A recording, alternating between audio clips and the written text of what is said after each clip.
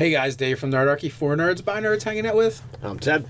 And today we have a GM 911 for you from Dan, and the problem is half his players are serious, and the other half are a bunch of Chuckle clowns.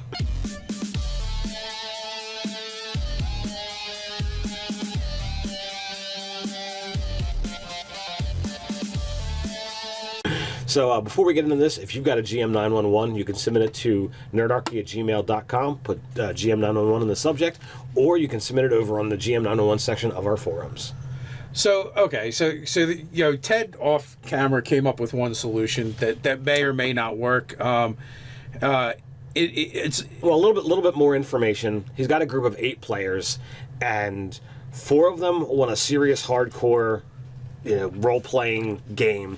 The other ones, want to play a chuckle fuck. They want to goof around and have fun. They talk about spanking it. One guy drinks, and they're not playing at a comic shop, so you can't just often kick them out. But with 8 people, I think the easy solution is divide the game in half.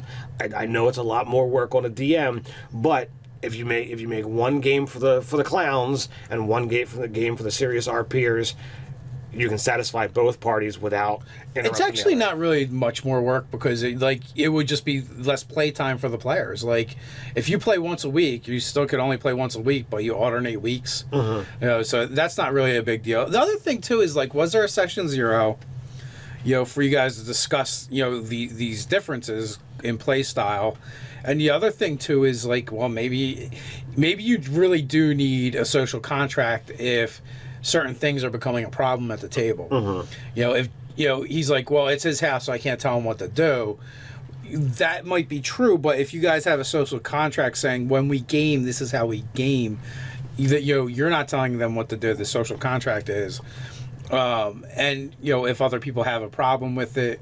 You have to talk to each other and come up with the parameters of what is okay at your table and what isn't. No matter where the game's being played, you might have to play it somewhere else. Right.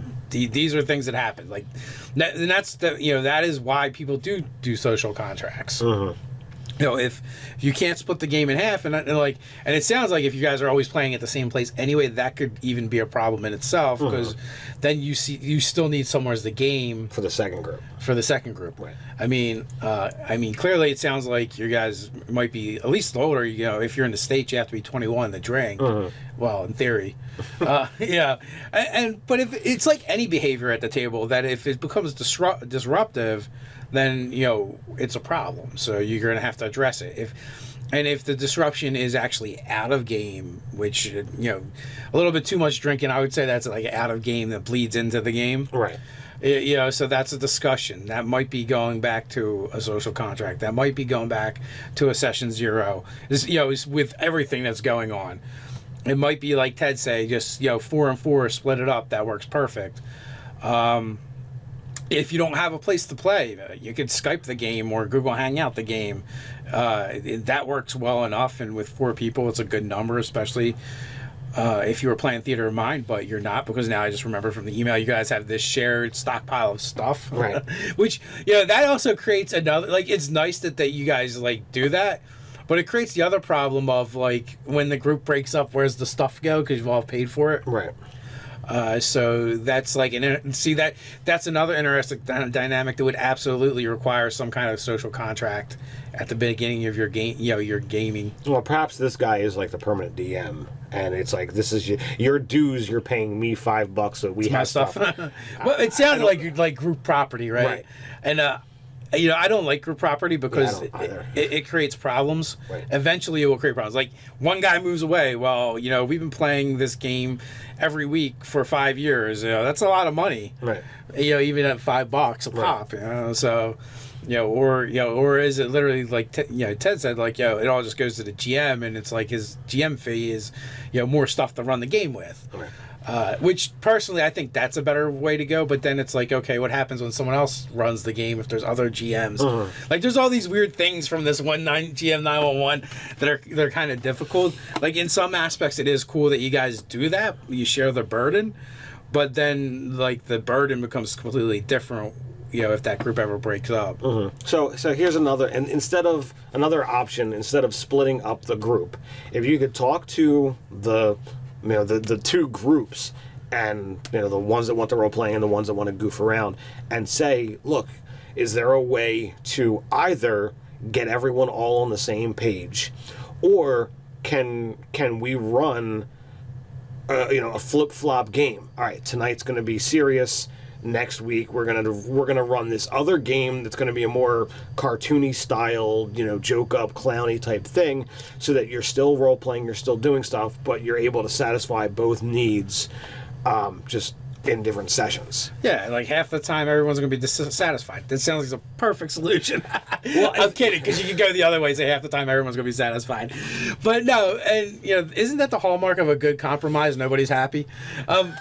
Speaking of compromises, what if they found like the middle ground, like Ted was kind of getting at as well, is where, is there somewhere in the middle of total clownery and, complete seriousness that the group can find this happy medium where everybody's going to be able to enjoy the game. Right.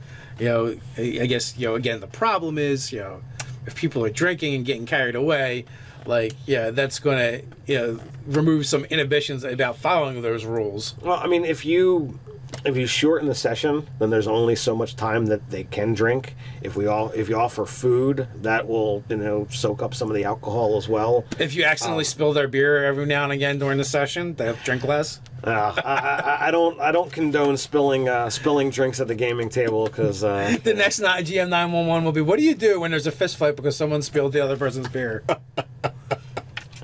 You realize we're going to get that email now. It's a possibility. So, I don't know. I think we've presented a handful of solutions. What do you guys think? How would you handle this at your table? Has this type of situation already come up? Let us know in the comments below. While you're at it, like, share, even subscribe. You can follow us on Instagram. So until next time, stay nerdy.